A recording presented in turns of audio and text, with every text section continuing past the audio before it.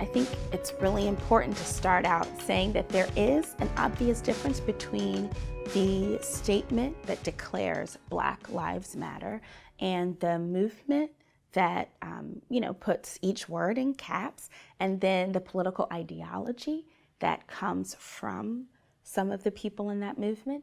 So I think it's important for us to make those distinctions. The next piece, obviously, in my simple answer would be that statement is not racist. In fact, we have examples throughout history and scripture where it's been very important for the saints of God to highlight the lives, the well-being of a group of people who mean nothing to culture, who are disposable to broader culture, to most citizens that we live around. And African Americans in the United States and in South America also.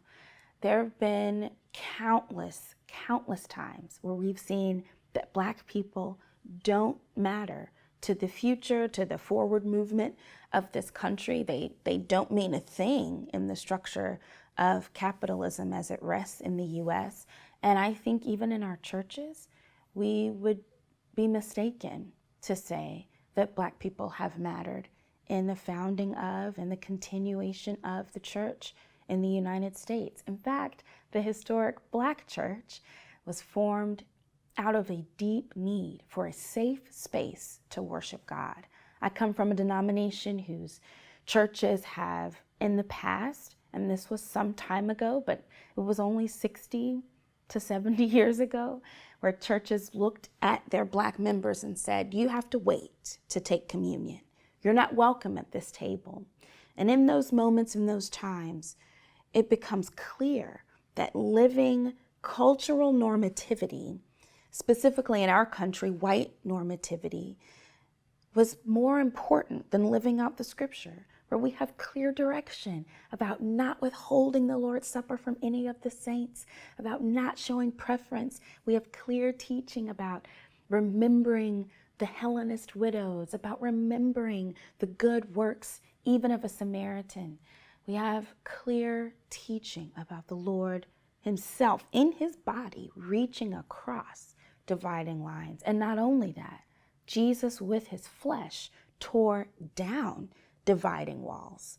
And if we are not doing that, and I mean specifically, if we are not saying to each other, your life matters, then we are actually forgetting how to not lump everything in and to presume everything's okay. To get more specific, you have a lot of folks who think Black Lives Matter as a phrase is racist because it leaves out others. But the truth is, the church is a place where each phrase, like Black Lives Matter, Latin Lives Matter, Native Lives Matter, they don't have to be changed. They don't have to be changed. They can all be seated in one space together.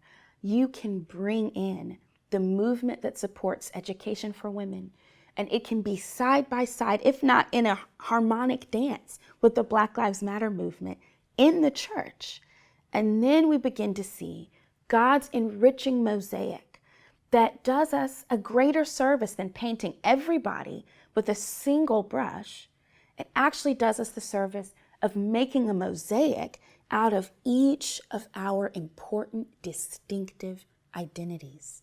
I am not I don't claim that the only thing we should do is to chant Black Lives Matter. But I am convinced that if all we do is chant all lives matter, then we're leaving somebody out. We're forgetting how God made someone.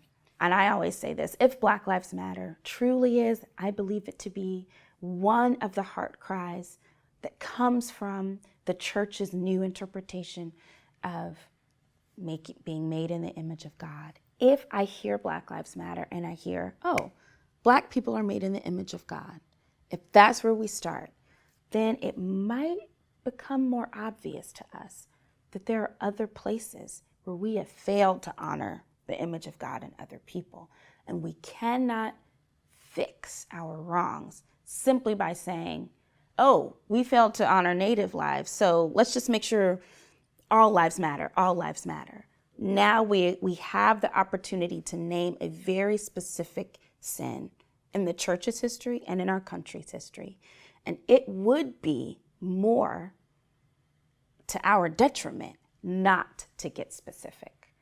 I think that if you believe that Black people are equal, if you believe that justice and equity comes from not forcing people to assimilate to one culture, to assimilate to one race, if you believe that the church can truly be diverse, then it is racist to not say Black Lives Matter. It is racist to not uplift Native lives and those of the Hispanics that we forget and we despise so often. It is sexist to not get specific about how we treat women. We do ourselves a disservice in demanding the comfort of lumping us all into one, because then we don't get to see how beautiful and how colorful we really are. The God who made a colorful creation on the face of this earth is the same God who made all of the native tribes and tongues and skin colors and languages, and he rejoices in the creation that he made. And so I really, really believe that those of us who attempt to return all of the nations and tribes just to one lump of people are forgetting God's restorative work that will lead us to the mosaic of Revelation.